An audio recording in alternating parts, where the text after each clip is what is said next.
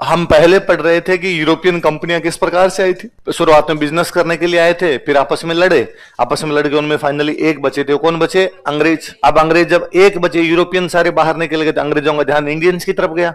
और किस प्रकार से उन्होंने मुगल बादशाहों को कमजोर करके सत्ता अपने हाथ में ली, किस प्रकार उन्होंने बंगाल को खत्म करके सत्ता अपने हाथ में ली, कैसे मराठों को खत्म करके सत्ता अपने हाथ में ली, कैसे मैसूर को खत्म करके सत्ता अपने हाथ में ली। पर ये सब कुछ साउथ इंडिया में चल रहा है। बंगाल नॉर्थ ईस्ट मान लो आप, मैसूर साउथ इंडिया, मराठे साउथ इंडिया। मुगल बादशाह के पास वैसे भी कुछ ही नहीं था। मुगल बादशाह भी रूल्ड बाय साउथ था, है ना भाई। मराठे जैसे कर रहे थे वैसे वैसे मुगल बादशाह कर रहा था। जैसे मराठे खत्म हुए, मुगल बादशाह भी अपने आप क्या हो गया था? खत्म हो गया था। नॉर्थ में उन्होंने एक बड़ा राज्य हड़पा था, वो है पंजाब। क्योंकि बाकी नॉर्थ उनके पास वैसे ही आ गया था कि अवध को बफर स्टेट बनाए गए थे वो लोग। बंगाल के चक्कर में बिहार उड़ीसा का कुछ पार्ट उनके पास आ गया था। दिल्ली के चक्कर में ऊपर दिल्ली के आसपास का कुछ इलाका आ गया था, पर पंजाब उनके पास में नहीं था। पंजाब उन्होंने बाद में हड़पा था। तो पंजाब कैसे हड़पा, उसकी कहानी पढ़ते हैं। क्या बादशाह ने बीच में हनी सिंह के लिए क्या कहा था? यहां तो मैंने सीन चेंज कर दिया, कुछ लोगों का कम बैक नहीं हो रहा। क्या क्या गणाया था? यहां तो मैंने और कुछ डायलॉग था यार, एक गाने में उसने बोला था ना ऐसा, हनी सिंह के लिए जो बोला था।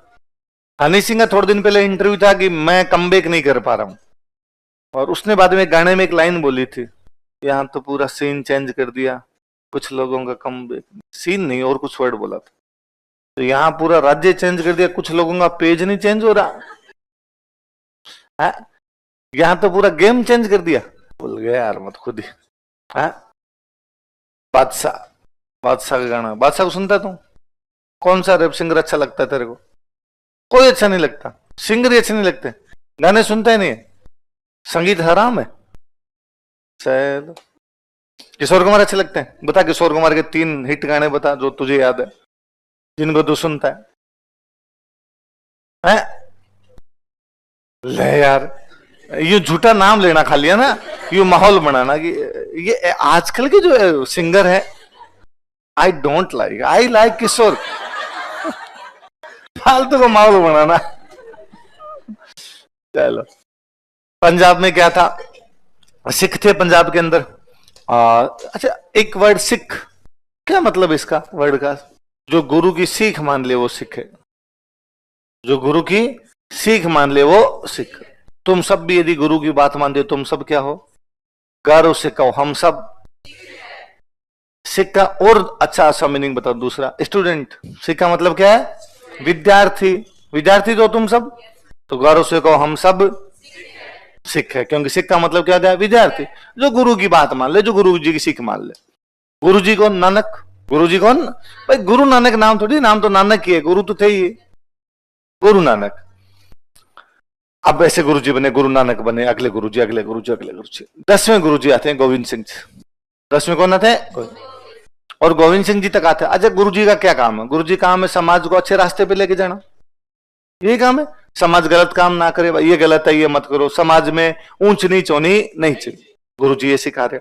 महिला पुरुषों के साथ बराबरी का बर्ताव होना चाहिए, ये चीज सिखा रहे। आडंबर वगैरह कर्मकांड वगैरह अधिक होने नहीं चाहिए, ये बात सिखा रहे हैं। हम गलत रास्ते पर नहीं जाएंगे, गुरु जी ये बात सिखा रहे हैं। गोविंद सिंह जी तक आते आते और एक बात और फील हुई कि समाज को कुछ और चीजों की भी आवश्यकता है। किसकी आवश्यकता है? क्योंकि उधर राजा बना हुआ था औरंगजेब। कौन बना था? वो कन्वर्ट कर रहा था कि आप सबको मैं क्या बना दूंगा? मुसलमान बना दूंगा। तो गोविंद सिंह जी को लगा ये खाली किताबें पढ़ने से पार पड़ेगी नहीं, खाली ये बातें बताने से पार पड़ेगी नहीं, अब लोगों को लड़ाई के लिए तैयार करना पड़ेगा। उनका हम लड़ेंगे, हम धर्म बदलेंगे नहीं, हम अपना धर्म किसी सूरत में नहीं बदलेंगे, उसके लिए हम क्या कर लेंगे? लड़ाई। लोगों ने कहा सर अपने संख्या में कम, ये संख्या में ज्यादा, कैसे पार पड़ेगी? और गोविंद सिंह जी ने कहा 1.25 लाख तो एक लड़ावा ता गुरु गोविंद सिंह नाम कहावा, चिड़िया दे संग बाज लड़ावा ता गुरु गोविंद सिंह नाम का। मेरा एक एक योद्धा 1.25 लाख के बराबर हो जाएगा, इसलिए डरने की अपने कोई आवश्यकता। तो सिखों को एज वॉरियर कौम की तरह ढंग से कोई स्टैब्लिश करते तो वो थे गुरु गोविंद सिंह जी। वो कौन थे? पहले भी चली रही होगी लड़ाइयां, पर एग्जैक्टली उस लड़ाई वाले फॉर्म में लेके आए थे। कौन लेके आए थे? गुरु गोविंद सिंह जी की जब डेथ हुई, उससे पहले गुरु जी बन रहे थे, वो 10वें गुरु जी थे, पर वो कह के गए कि मेरे बाद में कोई भी गुरु होगा नहीं। तो आपके बाद में कोई हमें बात समझ में नहीं आता, कहा उनका गुरु ग्रंथ साहिब, ये बुक है गुरु ग्रंथ साहिब, इसको पढ़ लेना, इसमें सारी बात मिल जाएगी। ठीक है, बुक में क्या बात मिल जाएगी? बुक में ये मिल जाएगा क्या करना चाहिए क्या नहीं करना चाहिए। लड़ाई तो बुक कर नहीं सकती, लड़ाई करने के लिए तो कोई आदमी चाहिए। तो गुरु गोविंद सिंह जी के बाद में सिखों के जो पॉलिटिकल लीडर बनते हैं वो थे बंदा बहादुर। वो कौन थे? पर हमने तो पढ़ा कि 1716 में फर्रुख शेर के शासनकाल में बंदा बहादुर की निर्दयता पूर्वक हत्या कर दी गई थी, पढ़ा। अब तो बंदा बहादुर की डेथ के बाद पंजाब 12 टुकड़ों में बंट गया था। कितने टुकड़ों में? 12 अलग अलग जातियों के अंदर बंट गया था। उनको बोलते थे मिसल। वो जो अलग अलग ग्रुप थे उन ग्रुप को क्या बोलते थे? तो कितने मिसल में बंट गया था? किसकी मृत्यु के बाद? बंदा बहादुर की मृत्यु के बाद। मैंने उस दिन ही कहा था कि शेर का शिकार कर लिया था, इसलिए गोविंद सिंह जी ने कहा था कि बंदा बहादुर। पंजाब कितने मिसलों में हो गया था? 12 मिसलों में विभाजित हो गए। अब इनमें से एक मिसल का व्यक्ति, एक मिसल हुआ करती थी शुक्र चक्किया। इस मिसल का जो राज्य है पंजाब में वो 2 नदियों के बीच में था, रावी से चिनाब। और इस शुक्र चक्किया मिसल में एक व्यक्ति होते हैं जो बाकी सब मिसलों को खा जाते हैं, अपने अंडर में ही कर लेते हैं। उनका नाम था रणजीत सिंह। चिनाब आगे पाकिस्तान की तरफ चलेगी भाई, उधर की तरफ चली जाती है आगे, मतलब अपने वाले पंजाब का लास्ट इलाके से शुरू होके ऊपर पाकिस्तान वाले पंजाब के बीच में कुछ कुछ वो इलाका है इनके पास में। पाकिस्तान से आगे क्या जाएगा? अफगानिस्तान। अफगानिस्तान से अपने पे खूब अटैक होते थे। अपने पढ़ा अहमद शाह अब्दाली ने अटैक कर दिया, नादिर शाह ने अटैक कर दिया, और अटैक का ये रास्ता था। आप भारत को यदि देखेंगे तो इसके अलावा भारत पर अटैक हो ही नहीं सकता। नीचे समुद्र, बंगाल की खाड़ी उस तरफ, अरब सागर, तो 3 तरफ तो क्या आ गया? समुद्र आ गया। बंगाल की खाड़ी से ऊपर की तरफ हिमालय शुरू हो जाता है, उस हिमालय में नहीं हो सकता। अच्छा, इधर भी हिमालय अपने अफगानिस्तान की साइड में, पर इधर वाले हिमालय में 2 दर्रे हैं, खैबर और बोलन। कौन कौन से? खैबर दर्रा और बोलन दर्रा। इसलिए इधर से कोई भी घुस सकता है। इसलिए भारत पर ज्यादातर जो अटैक में कौन सी दिशा से हुए? North west. कहां से हुए? उत्तर पश्चिम की तरफ से अटैक हुए। इधर से अपने खूब सारे अटैक होते। हमने पढ़ा पंजाब में तो कोई टाइम में हालत ही हो गई थी कि खादा पीदा लई दान बाकी अहमद शहीदा। क्या कहते थे? खादा पीदा लई दा बाकी अहमद शहीदा। जो खा लिया पी लिया वो तो मेरा है, बाकी तो अहमद साहब अली ले जाएगा। खा लिया पी लिया उसके लिए अहमद साहब अली कुछ भी छोड़ेगा, पर पेट में चला गया उतना ही मेरा, बाकी तो घर में भी कुछ पड़ा तो उसके फौजी उठा के लेके जाएंगे। तो लोग इतना मतलब यूं, इसका मतलब है रेगुलर अटैक हो रहे हैं, है ना, अटैक पर अटैक हो रहे हैं उनके। अहमद साहब अली का पोता है, उसका नाम है जमान शाह। वो एक बार कोई इधर अपने अटैक करने आता पंजाब साइड में, चिनाब नदी में उसकी तोपें फंस जाती, बाढ़ आ गई थी तो बाढ़ में तोपें फंस गई उसकी, निकली नहीं, उसे भारी तोपें थी, बाढ़ में फंस गई, निकली नहीं, वो चला गया। बाढ़ का पानी उतरा, बाढ़ का पानी उतरा तो वो तोपें तो खड़ी है, वहां तोपें खड़ी। रणजीत सिंह उन दोनों तोपों को निकालता है और निकाल के जमान शाह के पास जाता है। कहां जाता है कि सर एक्चुअली वो आप आ रहे थे तो 2 तोपें आपकी रह गई थी, मैं आपके लिए तोपें लेके आऊं। जमान शाह बड़ा राजी हुआ। जमान शाह ने पूछा, अरे यार कहाँ के हो तुम? लग दे लाहौर दे हो। उसने कहा हाँ सर मैं लाहौर का हूँ। कहाँ का हूँ? ये रावी, रावी के पास में लाहौर है। तो जमान शाह ने कहा आज के बाद तुम लाहौर के राजा हो। कहाँ के राजा हो? मतलब उसने कुल मिला के वैलिड किया कि हाँ मैं तुम्हें कहाँ का राजा मानता हूँ, लाहौर का राजा मानता हूँ। वरना तो पहले ये छोटी मोटी मिसल में तो बैठे हुए थे, पर दूसरा कोई भी इनको वैलिडिटी दे नहीं रहा था। अच्छा, पंजाब की पॉलिटिकल कैपिटल ही लाहौर थी। पंजाब की पॉलिटिकल कैपिटल क्या थी? मतलब 12 में जिसके पास में लाहौर रहेगा वो शक्तिशाली है। ये मोटा मोटा था। लाहौर जब तक भारत पाकिस्तान आजाद नहीं हुए थे ना, तब तक पंजाब जो राज्य था, आज जो पंजाब है ये पंजाब नहीं, पूरा पंजाब, आधा पंजाब पाकिस्तान के पास, आधा पंजाब इवन अपने पास तो आधा ही नहीं, अपने पास तो 40% है, 60 उनके पास। तो जो दोनों पंजाब है, इन दोनों पंजाब को मिला के जो कैपिटल हुआ करती थी कौन सी थी? अब जब कैपिटल उधर चली गई, लाहौर उधर चला गया था, हमारी तो दिक्कत थी अब कैपिटल बनाएं क्या। उधर वाले पंजाब पाकिस्तान ने अपने पंजाब की कैपिटल किसको बना ली? लाहौर। अपने वाले पंजाब की क्या बनेगी? तो अपने पहले था कि अमृतसर बनाई जाए। क्या बनाई जाए? पर अमृतसर बॉर्डर के बहुत पास है। इसने कहा राजधानी कभी भी बॉर्डर के इतनी पास है पाकिस्तान के। अब आप कहोगे लाहौर भी तो एकदम बॉर्डर के पास में है, और वो तो नंगा देश है, उसके क्या फर्क पड़ता है ना, वो तो खुद ही परमाणु बना के खुद ही फोड़ ले अपने पे, तो उनका तो कोई लेना देना नहीं है। अपने तो इज्जत वाले आदमी है ना, अपने को ध्यान रखना पड़ता है। इसलिए हमने राजधानी नई बनाई चंडीगढ़। कौन सी बनाई? तो चंडीगढ़ आजादी के बाद बनाया हुआ शहर है। बाद में हमने एक शहर बनाया था, और चंडीगढ़ बहुत दूर बनाया हमने, बॉर्डर के पास में बनाया नहीं, पूरी तरीके से अलग बनाया। तो लाहौर राजधानी हुआ करती। तो सिखों की पॉलिटिकल कैपिटल तो हुआ करती लाहौर, और धार्मिक राजधानी थी अमृतसर। धार्मिक कौन सी? अमृतसर। अब लाहौर किसको मिल गया? रणजीत सिंह। तो रणजीत सिंह थोड़ा पावरफुल हो गया, तो अब रणजीत सिंह को क्या लेना है? अमृतसर। अमृतसर में मिसल दूसरी थी, अमृतसर में मिसल थी बंगी। कौन सी मिसल थी? तो अमृतसर बंगी मिसल से क्या छीन लेता है रणजीत सिंह? अमृतसर किसे छीन लेता है? बंगी मिसल। अब सिखों की दो राजधानी है, एक तो पॉलिटिकल राजधानी और एक रिलीजियस राजधानी, है ना, धार्मिक राजधानी और राजनीतिक, दोनों किसके पास? रणजीत सिंह अपने आप पावरफुल हो गया। अब रणजीत सिंह ने इधर उधर बाकी जो सिख होंगे छोटे मोटे राज्य, 12 मिसले हैं, बाकी 11 मिसले और है ना, बंगी मिसल छीन गया, 10 तो और पड़ी है, उन सबकी छीनने शुरू किए। तो जब छीनने शुरू किए तो वो अंग्रेजों के पास भाग के गए। किसके पास गए? उनका ये मारेगा रणजीत सिंह, हमारी हेल्प करो। अंग्रेजों ने शुरुआत में कोई ध्यान नहीं दिया। अंग्रेजों ने कहा देखते हैं, वेट एंड वॉच, बैठे रहो अपने फालतू में, जल्दी शुरुआत के अंदर जाके पंगा लेना नहीं है। तो अंग्रेज उधर बैठे। इधर अफगानिस्तान में घटना घटित हुई।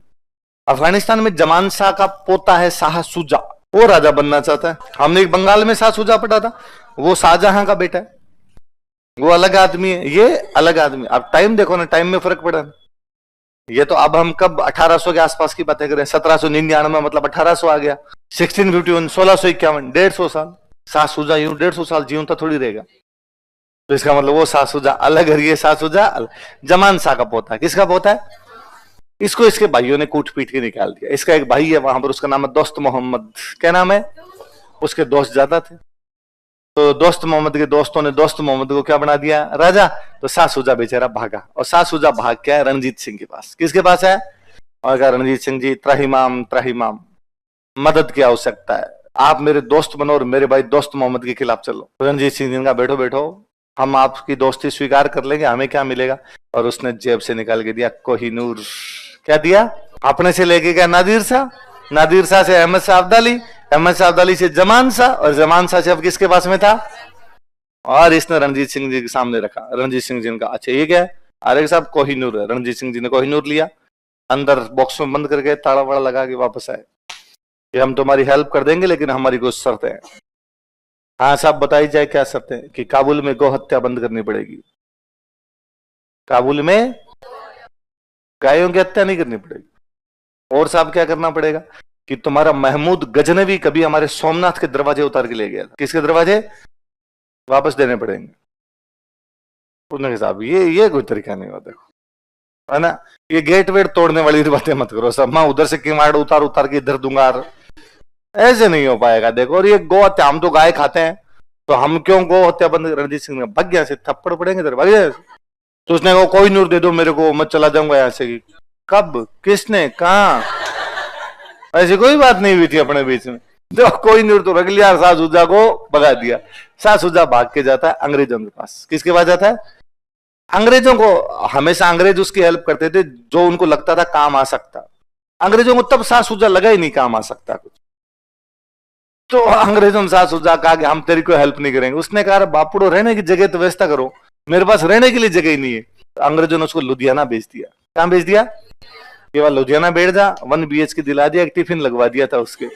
पेंशन देते थे अंग्रेज, और शाह सुजा कहां बैठा रहता था? लुधियाना। अंग्रेज पेंशन फटाफट दे दिया करते थे, है ना। सालम सेकंड को पेंशन दे दी थी, शाह सुजा को पेंशन दे दिए। यहाँ पे मराठा बाजीराव सेकंड था, उसको भी क्या दे दी थी? पेंशन। तो किसी को पेंशन दे दिया करते अंग्रेज। अब अंग्रेजों ने शाह सुजा को पूछा कि यार खाली हाथ आ गया, मांगते वहां से कुछ ना कुछ लेके था भागा। तो उसने कहा साहब कोहिनूर लाया था। कहा रणजीत सिंह जी ने रख लिया। रणजीत सिंह जी कौन? साहब लाहौर के राजा। और अंग्रेजों का ध्यान गया। अंग्रेजों ने कहा अरे वो बाहर वाले कमरे में 3 वेटिंग रूम में बैठे, उनको बुलाओ।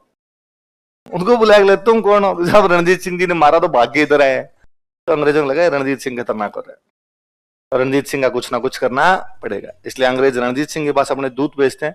शुरुआत में उनको ये लगा कि इस आदमी से संधि कर लेनी चाहिए, इसलिए रणजीत सिंह के साथ वो संधि करते हैं, अमृतसर की संधि। क्या करते हैं? उस समय उनके दिमाग में ये था कि जो अपनी तरफ भाग के आगे रणजीत सिंह के खिलाफ वाले जो है, इनको प्रोटेक्ट करना है एक बार। तो ये कह दिया गया कि सतलज नदी, कौन सी नदी? ये बाउंड्री है, सतलज के इधर रणजीत सिंह नहीं आएंगे और सतलज के उधर अंग्रेज नहीं जाएंगे। सतलज के इधर वो छोटे छोटे सिखों के राज्य थे, तो ये सिखों के राज्य किसके दोस्त बन रहे हैं? अंग्रेजों के। तो इनकी सुरक्षा की जिम्मेदारी किसकी? अंग्रेजों की। इनको सुरक्षा का खतरा है किससे? रणजीत सिंह से। इसलिए कह दिया कि रणजीत सिंह क्या क्रॉस नहीं करेंगे? सतलज। और रणजीत सिंह ने बात मान। रणजीत सिंह ने कहा मैं सतलज क्रॉस नहीं करूंगा, और अंग्रेजों ने कहा कि हम सतलज के उधर आएंगे नहीं। अंग्रेजों का जो गवर्नर जनरल था ना इस टाइम, वो था लॉर्ड मिंटो। इस संधि द्वारा पहली बार रिलेशन स्टैब्लिश हुए अंग्रेजों के और पंजाब के बीच में। रिलेशन स्टैब्लिश कौन सी संधि से में, वरना इससे पहले अंग्रेज अलग थे, पंजाब अलग था, इनके बीच में आपस में कोई रिलेशन नहीं। तब तक अंग्रेजों की पंजाब तक नजर ही नहीं गई थी। आप साउथ से शुरू करोगे तो पंजाब तो ठेठ नॉर्थ में ऊपर पड़ा है, तो आप धीरे धीरे पहुंचोगे वहां तक। रणजीत सिंह का सपना क्या था कि जब अमृतसर अपने पास है, लाहौर अपने पास है, तो पूरा पंजाब भी क्या होना चाहिए अपने पास। तो वो एक एकीकृत सिख साम्राज्य बनाना चाहते थे। क्या बनाना चाहते, यूनाइटेड सिख किंगडम, पूरे सिखों का राजा मैं होऊंगा। लेकिन अब वो सपना पूरा नहीं हो सकता, क्योंकि आपकी सीमा क्या बना दी गई, सतलज। इसका मतलब सतलज के इधर के जो सिखों के राज्य हैं वो रणजीत सिंह के अंडर में कभी भी जाएंगे। पर रणजीत सिंह को एक फायदा भी हुआ। रणजीत सिंह को फायदा ये हुआ कि आप सतलज के इधर नहीं आ सकते, उधर तो जाओ, यदि मर्जी आएगी उधर जा सकते हो। तो उत्तर पश्चिम में विस्तार करने का पूरा मौका मिला था, और रणजीत सिंह ने विस्तार किया। मुल्तान पे कब्जा कर लिया था, कश्मीर पे कब्जा कर लिया, पेशावर पे कब्जा कर लिया। कहां कहां पर कब्जा कर लिया बताओ देखिए। मुल्तान पंजाब में, कश्मीर ऊपर वाला है, पेशावर पाकिस्तान के अंदर। इन सब जगह पे कब्जा कौन कर गए, इवन उधर काबुल तक खूब सारी जगह पे। एक सेनापति था रणजीत सिंह के टाइम में उधर, हरि सिंह नलवा। कौन सेनापति थे, आज गूगल करना थोड़ा, हरि सिंह नलवा को जाके। तो हरि सिंह नलवा का क्या आतंक था उस साइड के अंदर कि मतलब अफगानिस्तान में डायलॉग हो गया था कि रात को बच्चा ज्यादा रोता नहीं सोता तो माँ कहती कि बेटा सो जा वरना हरि सिंह नलवा आ जाएगा। तो उधर आतंक मचाया था उन्होंने खूब जाके कि अफगानिस्तान वालों के अटैक हुए थे उधर से, लो भाई सब बदला लिया जाएगा। जर्मनी में एक बहुत महान व्यक्ति हुआ था बिस्मार्क, यूरोप का, जर्मनी का बहुत बड़ा पॉलिटिशियन हुआ था, प्रधानमंत्री था जर्मनी का। उसका एक अच्छा डायलॉग कि किसी भी संधि में दो लोग होते हैं, एक घोड़ा और एक घुड़सवार। मतलब एक तो वो होता है जो संधि में अपर हैंड रखता है, एक वो जो उसके नीचे होता है ना। मतलब एक संधि में पावरफुल होगा, एक क्या होगा, कमजोर होगा। इस संधि में घोड़ा रणजीत सिंह है। घोड़ा कौन है, उसकी लगाम किसके हाथ में, मतलब इस संधि में पावरफुल कौन है। अंग्रेजों का सतलज के इधर नहीं आना, रणजीत सिंह ने बात मान ली है। इसका मतलब है थोड़े दिनों बाद वो ये कहेंगे सतलज के उधर भी नहीं जाना है। आपको एक बार मौका मिला है ये केवल सतलज के उधर जा सकते हो, पर थोड़े दिनों में बकरे की माँ कब तक खैर मनाएगी, उधर भी आओगे। आप शक्तिशाली हो सकता है आपके टाइम में नहीं, आपके बेटों के टाइम में, पोतों के टाइम में अंग्रेज आएंगे तो सही।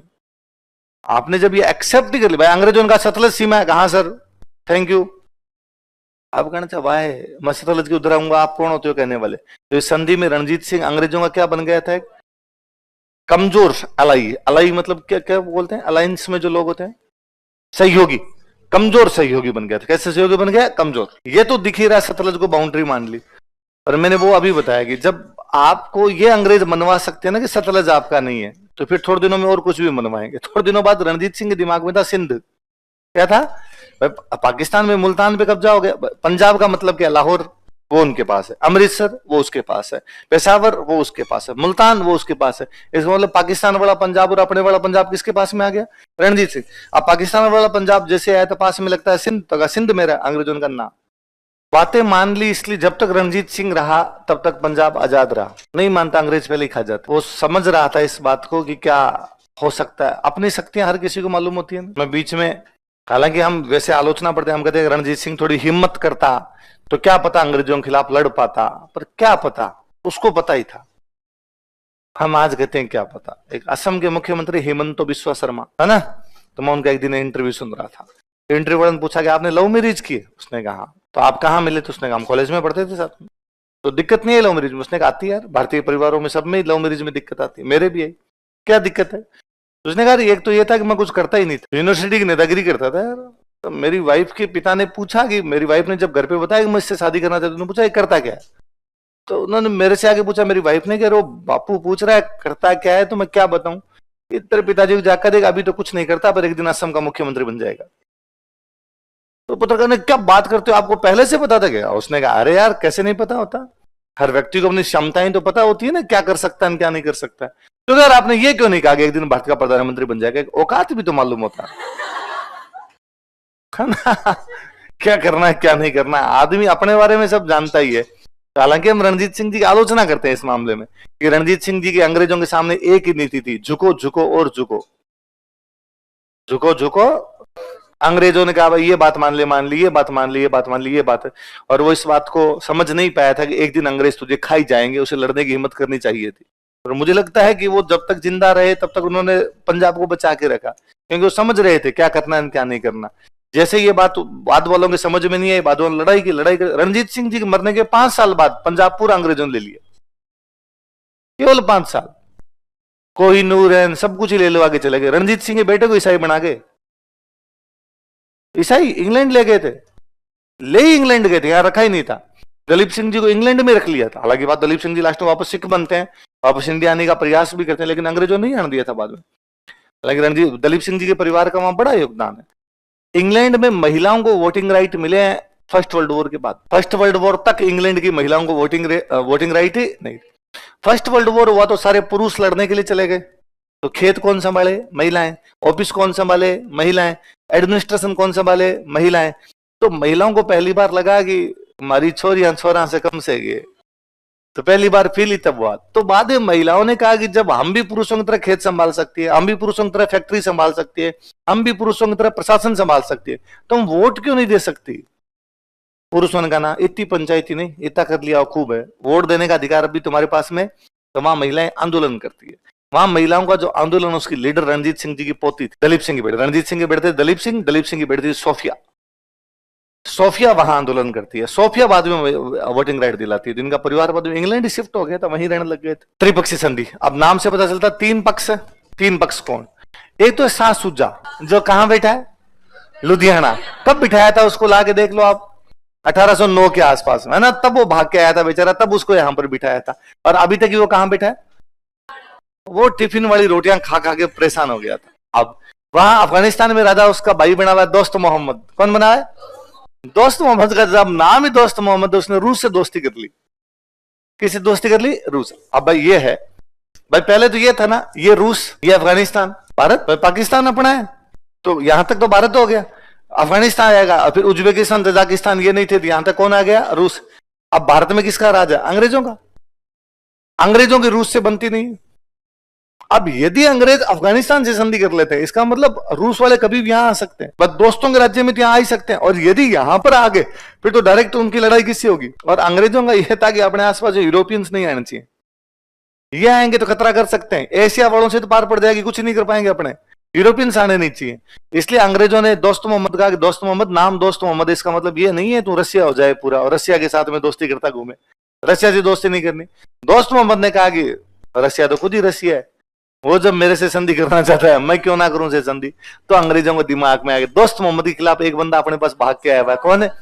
और अंग्रेजों ने शाह सुजा को फोन मिलाया कि शाह सुजा काबुल जाने चाहते हो क्या? शाह सुजा ने कहा कपड़े पहन के तैयार खड़ा हूं, आप तो लेके चलो भाई साहब, याद आती है मुझे देश की। तो एक तो शाह सुजा, एक अंग्रेज, 2 हो गए। तीसरा उन्होंने रणजीत सिंह को कहा आप चलो हमारे साथ। रणजीत सिंह ने कहा मैं क्यों, मेरी क्या पंचायती है भाई, शाह सुजा को तुम अफगानिस्तान का राजा बनाना चाहो, मेरे कोई दिक्कत है नहीं, मैं तुम्हारी सहायता क्यों करूं। अंग्रेजों ने कहा हमने कहा ना करनी है तो करनी है। रणजीत सिंह इस बात को जानते थे कि मना करने का कोई मतलब है, तो हैड टू एक्सेप्ट, आपको स्वीकार ही करनी पड़ रही है, आपके पास दूसरा कोई चारा नहीं। तो 3 लोग है, कौन कौन? शाह सुजा प्लस रणजीत सिंह प्लस अंग्रेज। कब हुई है संधि? 38 में हुई। 39 में रणजीत सिंह जी की मृत्यु हो गई थी। अपने भारतीय राजाओं में एक परंपरा थी, एक ट्रेडिशन था, भारतीय राजा हमेशा कभी इस बात को मानते ही नहीं थे कि वो राजा है, वो ये मानते थे राजा तो भगवान है, राजा तो जो कुछ है वो कौन है? भगवान। हम तो उनके नाम से राज कर रहे हैं। जैसे जयपुर के राजा ने हमेशा कहा कि जयपुर का राजा गोविंद देव है, जयपुर के राजा कौन है? मैं तो उनके नाम से राज कर रहा हूं। इसलिए सिक्कों तक पे लिखवा के रखते थे गोविंद देव दीवान, कि मैं गोविंद देव का प्रधानमंत्री हूं और गोविंद देव जी की तरफ से राज कर रहा हूं। बीकानेर के राजाओं ने हमेशा कहा कि बीकानेर का राजा लक्ष्मीनाथ है, कौन है? हम तो उनके नाम से काम कर रहे हैं। आप सिरोही के राजा ने कहा यहां का राजा सारणेश्वर महादेव है, कौन है? तुम कौन हो? उनकी तरफ से शासन संभाल रहे। बूंदी के राजा ने कहा यहाँ का राजा रंगनाथ जी है, कौन है? भगवान विष्णु, रंगनाथ, हम तो रंगनाथ जी के नाम से राज करते हैं। मेवाड़ के राजाओं ने हमेशा कहा हम एकलिंगनाथ, मेवाड़ का राजा कौन है? वैसे रणजीत सिंह जी सिख थे, उन्होंने कहा राज तो खालसा का है। राज किसका है? सिखिज्म में खालसा मतलब परमात्मा, खालसा मतलब, तो राज किसका है? खालसा का राज है, मैं तो केवल उनकी तरफ से संभाल रहा हूं। तो सिक्कों पे भी अपना नाम नहीं, सिक्कों पे भी गुरु नानक देव का नाम, गुरु गोविंद सिंह जी का नाम। पहले गुरु कौन थे? नानक। अब इन दोनों चीजों को देख के लगता है कि रणजीत सिंह कट्टर आदमी और सिखों के अलावा और किसी की बात तो मानता ही नहीं, पर वो उतना ही धर्मनिरपेक्ष राजा था। सूफी संतों की भी बड़ी इज्जत किया करता। कहते एक बार एक सूफी संत पैदल चल के रणजीत सिंह के दरबार में जब पहुंचे तो रणजीत सिंह जी ने खुद ने उनके पैरों की धूल झाड़ी थी, खुद बैठ के उनकी धूल साफ करता। अरे अरिता महान संत है, इनके तो पैरों की धूल साफ करने का भी मौका मिले तो भी बड़ी बात अपने लिए। अच्छा, धर्मनिरपेक्षता का पता इससे भी चलता है कि उसके राज्य में धर्म के आधार पर कोई भी अपॉइंटमेंट दी नहीं, योग्य लोगों को अपॉइंटमेंट देंगे, उसमें धर्म का कोई लेना देना। आइदर आप हिंदू योग्य हो तो आइए, आइदर आप मुस्लिम योग्य हो तो आइए, आइदर आप सिख योग्य हो तो आइए। रणजीत सिंह के उत्तराधिकारी, सक्सेसर ऑफ रणजीत सिंह, तो एक साल में 3-4 बन गए थे। खड़क सिंह, एक है नौनिहाल सिंह, एक है शेर सिंह और लास्ट है दलीप सिंह। नाम होता है दिलीप, सर का नाम है दिलीप, है ना, तो पंजाबी में जाते दलीप हो जाता है। तो आपको चूरू, गंगानगर, हनुमानगढ़ उधर खूब सारे लोगों के नाम मिलेंगे, नाम दिलीप होते लिखते हैं दलीप है। खड़क सिंह, नौनिहाल सिंह, शेर, कोई 2 साल बना, कोई 3 साल बना, कोई 5 महीने, कोई 2 महीने, कोई मरा, एक को निपट वो जला के वापस आए तब तक दूसरा। इस प्रकार के इनके केस। सांस ही नहीं लेने दिया था। 45, 46, 47 बीच में छोड़ा है, 48, 49 में वापस आ गए थे। 4 साल के अंदर पंजाब पूरा कब्जे में करके।